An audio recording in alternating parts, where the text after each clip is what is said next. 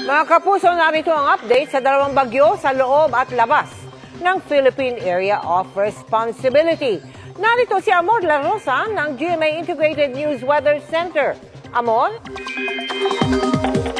Salamat, Ms. Mel. Mga kapuso, dalawang bagyo ang minomonitor natin ngayon. May bagong papasok at may isa ring magbabalik sa Philippine Area of Responsibility.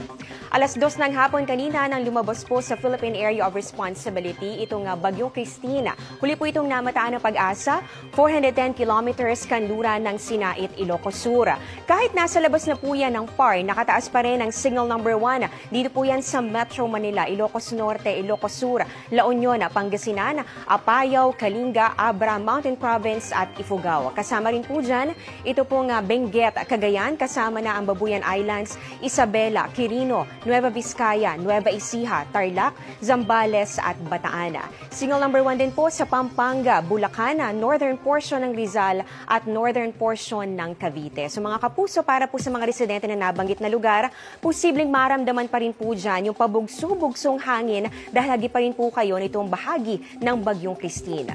Sa datos naman ng Pag-asa, 3 lugar sa may Central Luzon at Calabarzon ang nakapagtala po ng ulan na lampas sa pang-isang buwang ulan kapag po ganitong buwan ng Oktubre. Nangunguna po dyan itong Ambulong, dyan po yan sa may Tanawan City sa Batangas. Sinundan po ito ng Tanay Rizal at ganun din ng Dagupan City sa Pangasinan. Sa forecast track naman ng Pag-asa, magtutuloy-tuloy po yung pagkilos ng bagyong Christine. Yan po ay pakanluran muna bago unti-unti po yung maglulup o iikot pabalik, papalapit po ulit dito sa ating PAR. Naimpluwensyahan kasi ito, yung galaw po niyan ay naimpluwensyahan ng isa pang bagyo. Dito po yan sa labas naman ng Philippine Area of Responsibility. At yung low pressure area po na halos katabi po nito kahapon, sumama na rin sa mga kaulapan o sirkulasyon po nitong bagyo na huling namataan ng Pag-asa. Yung sentro po niyan nasa layong 2,380 kilometers silangan ng southeastern Luzon. Pa-northwest po ang galaw nito, meron po yung international name din na Kongre dahil isa na po yan tropical storm sa ngayon.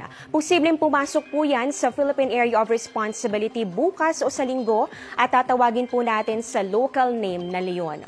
Ayon po sa Pag-asa, posibleng lumapit itong bagyong Leon. Dito po yan sa may northern Luzon. Habang yung dating bagyong Christine naman, unti-unti po yan lalapit pabalik po dito sa ating Philippine Area of Responsibility. At ito naman po, sa mga susunod pang mga araw, ang bagyong Leon, unti-unti po yang magre-recurve o pipihit papalayo at papunta na po yan sa bahagi naman ng Japan.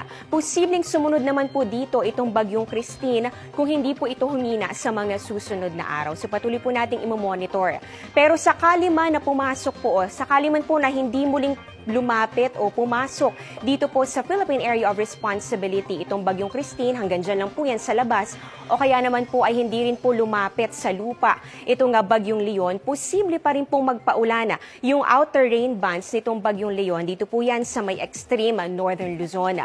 Posible rin po nitong maimpluwensyahan yung tinatawag natin na southwesterly winds. Hindi po ito hanging habagat, ito po ay hangin na nagmumula po sa southwest at posible pong magpaulana sa southern Luzon, ganoon din po dito sa Visayas and Mindanao. At yung bagyong Christine naman, pwede po yung magpaulan pa rin kapag lumapit dito sa PAR. Dito po yan sa may western sections ng Luzon.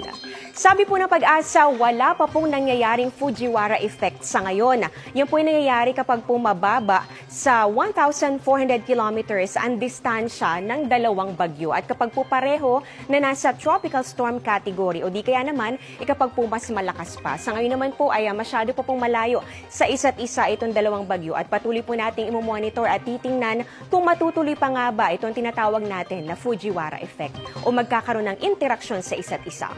Base po sa datos ng Metro Weather, may chance pa rin po ng ulan ngayong weekend. Dito po yan sa may central and southern Luzon. Ganon din po dito sa ilang bahagi po ng Visayas at ganon din po sa ilang bahagi ng Mindanao, lalo na bandang hapon. So meron pa rin po mga malalakas sa ulan sa Central Luzon, Mindoro, ganon din po sa may Palawan, ilang bahagi rin po ng Bicol Region, Panay Island, Negros, Samar and Leyte provinces at ganon din po sa iba pang probinsya sa bahagi po ng Mindanao. Halos ganyan din po ang inaasahang panahon pagsapit po ng linggo, kaya doble ingat pa rin, lalong-lalo na po yung mga direkta pong naapektuhan nitong bagyong Christine at unti-unti pong bumabangon. Sa Metro Manila, may chance pa rin po ng ulan pero hindi na po yung tuloy-tuloy at malawakan. Pero syempre kung may lakad ngayong weekend, magdala pa rin po ng payong. At yan ang latest sa lagay ng ating panahon. Ako po si Amor La Rosa. Ito ang GMA Integrated News Weather Center. Maasahan anuman ang panahon.